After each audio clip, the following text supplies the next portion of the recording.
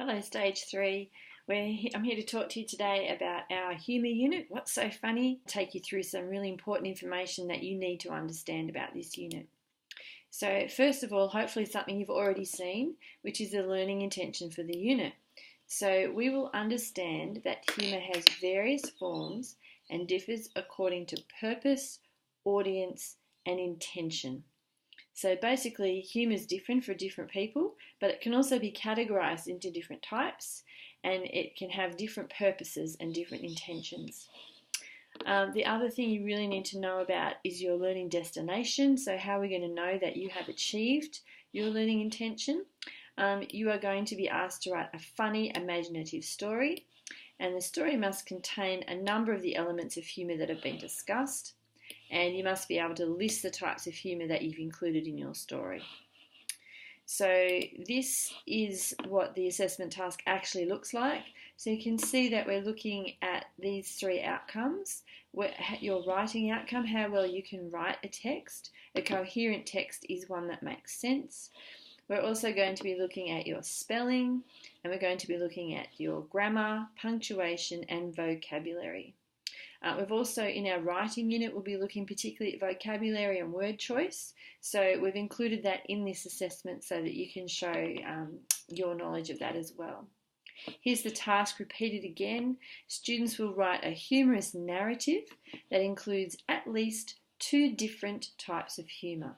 Notice they must be different types, not just 2 puns or 2 pieces of slapstick.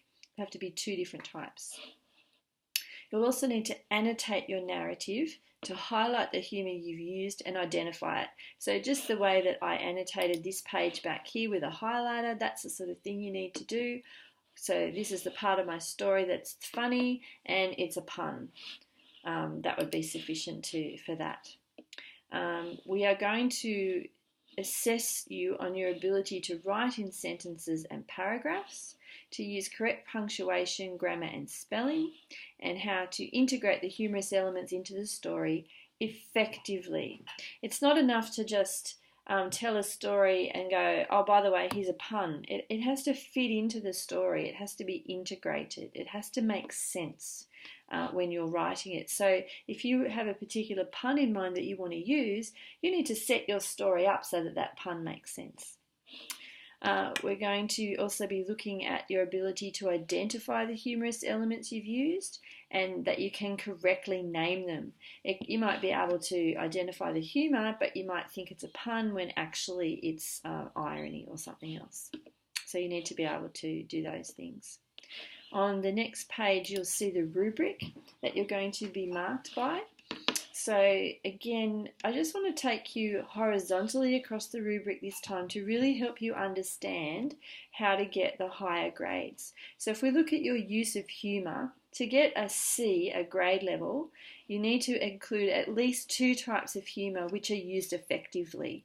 So if you can't do that, unfortunately, that's D, that's below grade level. We expect that everyone will be able to do that. In order to get a higher grade, to get a B, you need to include more than 2 types of humour which are used effectively. Obviously, as you're integrating more types of humour into your story, it gets a little bit more complicated. So there's more skill involved, which is why it's a higher grade. To get an A grade, again, includes more sophisticated types of humour, for example, satire and irony, and they still must be used effectively.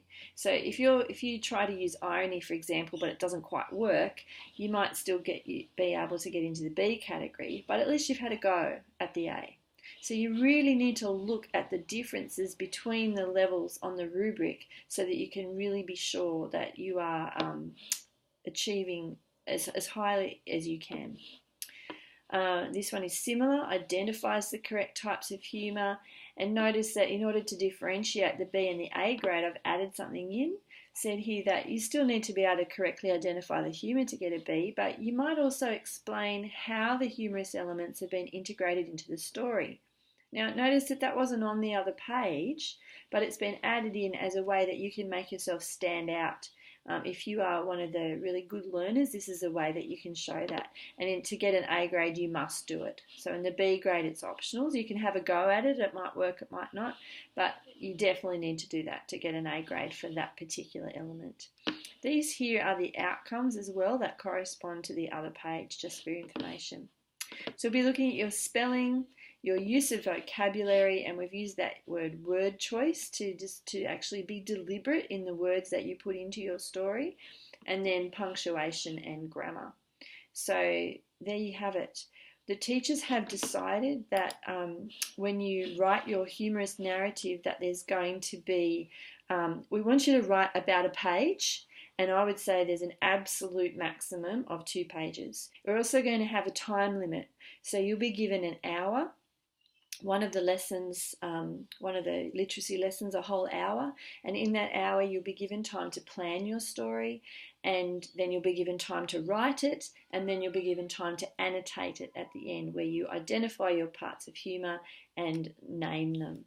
So you need to be able to complete the task within the time, and so there's a time limit, and then there's also that page limit. I want you to write it on the computer, and I think that'll make it easy to highlight, and it just makes the handwriting issue not come into it, and all of those sorts of things. So I hope that gives you a good overview of the unit and what we're hoping to achieve, that you will be able to understand the types of humour and use them and create something humorous for yourself. I look forward to reading your stories. Thank you.